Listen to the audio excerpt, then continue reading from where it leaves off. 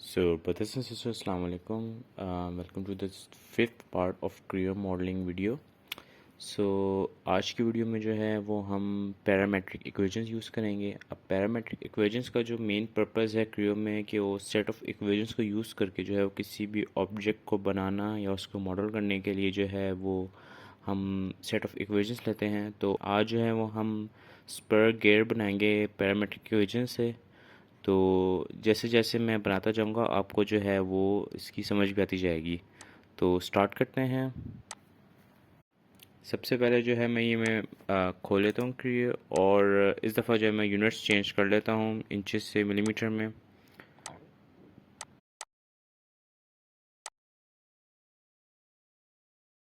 अब सबसे पहले जो है वो टूल्स में जाएंगे और टूल्स में जाके जो है हम कुछ पैरामीटर्स डिफाइन करेंगे। अब ये पैरामीटर्स जो हैं ये आम, वो यानी कि एक गिवन डाटा है जिससे हम आगे अपनी क्वेश्चंस के अंदर यूज़ करेंगे। तो पैरामीटर्स में हम यहाँ पे जो नीचे प्लस का साइन, इसका मतलब है कि और जो पैरामीटर्स ऐड करने हैं उसके लिए यूज़ होता है। तो हम सबसे पहले जो है वो मॉड्यूल की वैल्यू ले लेंगे जो कि तकरीबन 3.2 की है।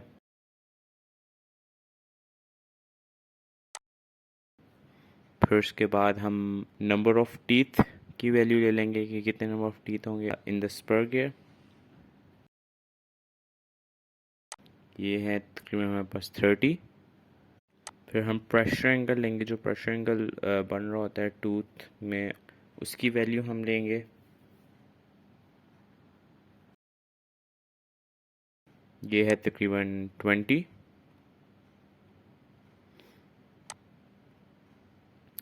और फिर उसके बाद हम फेस विड्थ की वैल्यू लेंगे कि कितना विड्थ का जो है ये स्पर गियर होगा। ये इसकी वैल्यू भी 20 है। तो ये हमारे जो है कुछ पैरामीटर्स जो हैं वो डिफ़ाइन हो चुके हैं। अब जो है वो हम रिलेशंस ऐड करेंगे जो कि इन पैरामीटर्स के ऊपर डिपेंड कर रहे होंगे। अब ये पैरामीटर्स जो हैं ये अब ये पैरामीटर्स आपको नेट से भी मिल सकते हैं या फिर आप किसी मशीन डिज़ाइन की बुक में से भी जो है वो ये पैरामीटर्स फाइंड कर सकते हैं।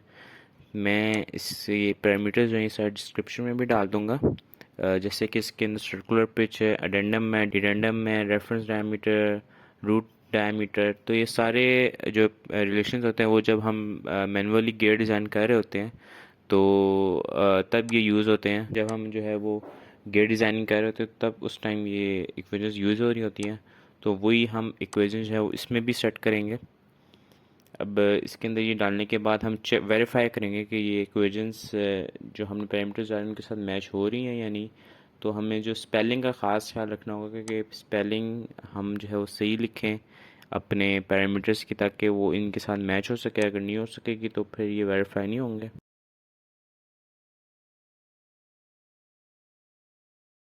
इसको बनाना स्टार्ट करते हैं। हम जो है वो फ्रंट पेन ले लेंगे और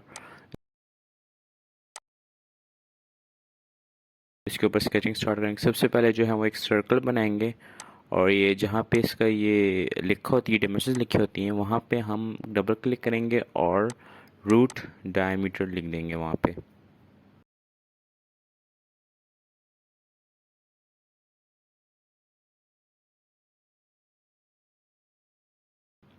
जब हम इसको यस करेंगे तो जो हमने रूट डायमीटर की जो वैल्यू डिफ़ाइन की थी अपने रिलेशंस में, वो वैल्यू यहाँ पे सेट हो जाएगी। अब हम इस सर्कल को जो है वो ओके प्रेस करके एक्सट्रूड कर लेंगे। एक्सक्लूजन की वैल्यू जो है वो भी हम अपनी जो फेस विड्थ की वैल्यू हमने पुट की थी वो वाली यहाँ पे लिखेंगे, यानी कि फेस विड्थ हम लिखेंगे इधर जहाँ पे वैल्यू लिखी होती है, और इधर भी हम यस दबाएंगे तो वो फेस विड्थ वाली वैल्यू ऑटोमेटिकली इधर सेट हो जाएगी। हमने जो मेन जो प्लेन था जिस पे हमने स्केचिंग स्टार्ट की थी, फ्रंट प्लेन, वो फिर से सिलेक्ट करेंगे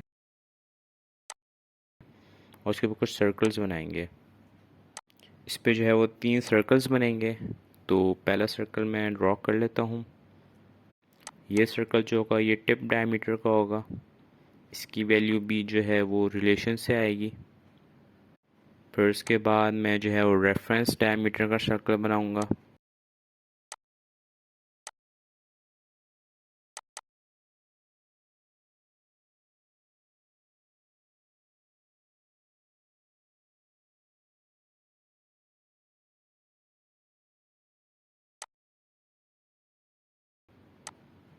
और आखिर में जो है वो बेस डायमीटर का सर्कल बनाऊंगा।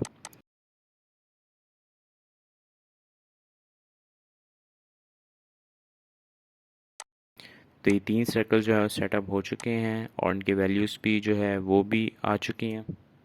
अच्छा, अब जो है वो हमने एक कर्व बनानी है जो कि हमारे टीथ को बनाने में हमारी टीथ के लिए ज़रूरत होगी। तो हम डेटम पे जाएंगे।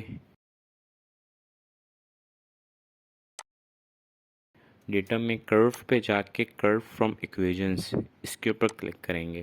फिर उसके बाद ऊपर कार्टेशियन के साथ इक्वेशंस का जो लिखा है वहाँ पे हम क्लिक करेंगे और यहाँ पे भी हमने जो है वो कर्व की इक्वेशंस डिफाइन करनी होंगी। जिस तरह हमने सर्कल की इक्वेशंस बनाई थी, इस तरह हम जो कर्व की इक्वेशंस हम यहाँ पे डिफाइन करेंगे और ये भी मैं नीचे डिस्क्रिप्शन में डाल देता हूँ। ये वेरीफाई हो गई हैं।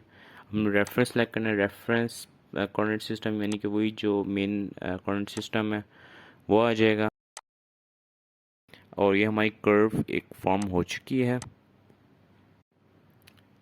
अब अब जो है वो हमने इस कर्व के ऊपर एक आर्क ड्रॉ करनी है। सेंटर टू एंड वाली एक आर्क ले लेंगे। जो जो रेफरेंस यानी कि जो 3 सर्कल्स और ये कर्व बनी है इसका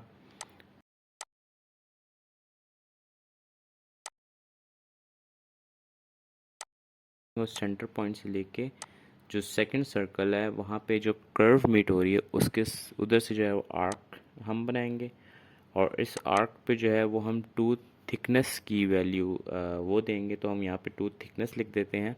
स्पेलिंग्स आप देखिएगा, स्पेलिंग जो है वो करेक्ट होनी चाहिए वरना ये पे डिफाइन नहीं होंगी। ओके जी, कर्व ड्रॉ हो गई। अब हमने इस कर्व के जो है वो हमने इस कर्व के ऊपर एक ऑफसेट पॉइंट डालना है। ये ऑफसेट पॉइंट जो है वो हमें आगे प्लेन बनाने में मदद करेगा। तो हम ये ऑफसेट पॉइंट यहाँ पे ले लेंगे इसके मिड में कर्व के। तो हम इसके लिए जो है वो 0.5 की वैल्यू डालेंगे ऑफसेट के अंदर ताकि वो एग्जैक्टली मिडल में आ जाए उस कर्व के। तो यहाँ पे जो है वो ये पॉइंट आ गया। अब इस पॉइंट के ऊपर जो है वो हम अपने प्लेन डिफाइन करेंगे और इस ये प्लेन फॉर्म हो गया। हम कंट्रोल प्रेस करके ये जो नीचे एक्स एक्सिस का जो प्लेन है इसको क्लिक करेंगे तो ये एग्जैक्टली उसके पैरेलल प्लेन आ जाएगा ऊपर, जैसे कि आपको नज़र आ रहा होगा। इसको ओके प्रेस करेंगे। अब जो है वो हमने जो कर्व बनाई हुई थी उस कर्व को इस जो न्यू डेटम प्लेन है इसके साथ मिरर कर देंगे, जैसे कि आप देख रहे होंगे। अब हमारा काम जो है वो तकरीबन 90% जो है वो कंप्लीट हो चुका है। अब हम वापस जो मेन फ्रंट प्लेन है उसके ऊपर स्केचिंग स्टार्ट करेंगे और ये जितनी भी 2 कर्व्स बनी हैं, 3 सर्कल्स हैं, इन सब का जो है वो हम प्रोजेक्शन ले लेंगे।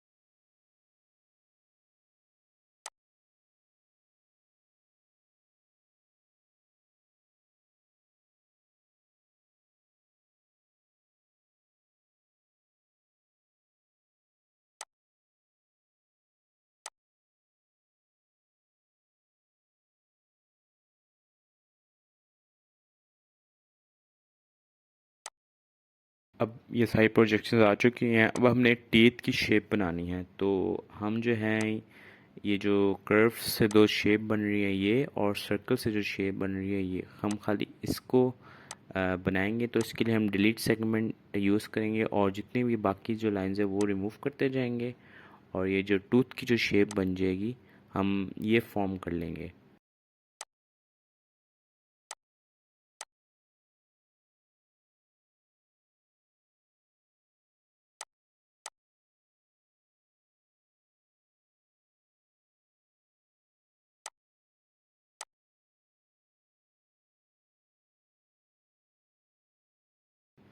अब ये मैंने सारी जो है लाइंस हैं वो डिलीट कर दी हैं।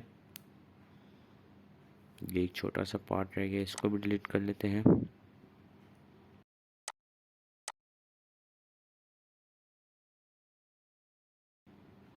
अब ये जो है वो पिंक रीजन शो हो गया, इसका मतलब है कि हमारा ये स्केच कंप्लीट हो गया है। हम इसको हम एक्सट्रूड करेंगे।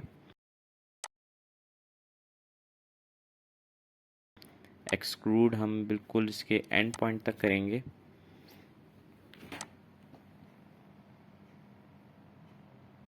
ये जो है तकरीबन 20 के डिस्टेंस पे है, तो हम 20 का डिस्टेंस ले लेंगे और ये हमारा एक टूथ फॉर्म हो चुका है। अब हम इसको थोड़ा शैम्फर कर लेते हैं।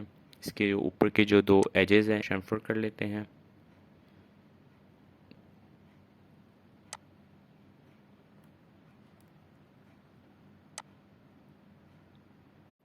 .75 का जो है शैम्फर कर लेते हैं। ये टूथ फॉर्म हो चुका है। अब जो है ये एक्सट्रूजन और ये जो हमने शैम्फर किया है, इन दोनों को जो है वो पैटर्न कमांड देना है, तो हम दोनों में से किसी एक को दे सकते हैं। तो हम ये करते हैं, इन दोनों को सिलेक्ट करके को हम ग्रुप कर लेते हैं। अब ये एक ग्रुप में आ चुके हैं, हम दोनों को एक साथ जो है वो पैटर्न दे सकते हैं।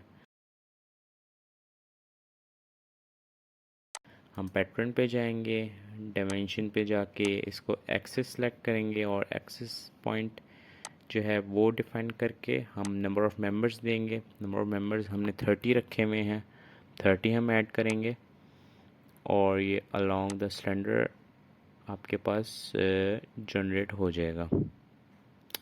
ये देखें, ये हमारा जो है ये गियर कंप्लीट हो चुका है, स्पर गियर। अब ये जो रिमेनिंग जो लाइंस लगी हुई हैं हम इसको हाइड कर लेते हैं। ये दो कर्व्स को भी हाइड कर लेते हैं। तो ये हमारा स्पर गियर जो है वो कंप्लीट हो चुका है। आई होप कि आपको जो है ये इसकी समझ आई होगी कि किस तरह ये मॉडल किया गया है। इक्वेशंस जो हैं वो पैरामीट्रिक इक्वेशंस और कर्व की इक्वेशंस वो मैं नीचे डिस्क्रिप्शन में डाल देता हूँ, आप वहाँ से इसको कॉपी कर लिएगा। अगली वीडियो में जो है वो मैं हेलिक्स गियर बनाऊँगा, तो उसकी जो मॉडलिंग वो थोड़ी डिफरेंट, वो थोड़ी डिफ़िकल्ट है, तो आप ज़रूर वो वीडियो भी देखिएगा। तो that's for today, thank you so much, खुदा हाफिज़।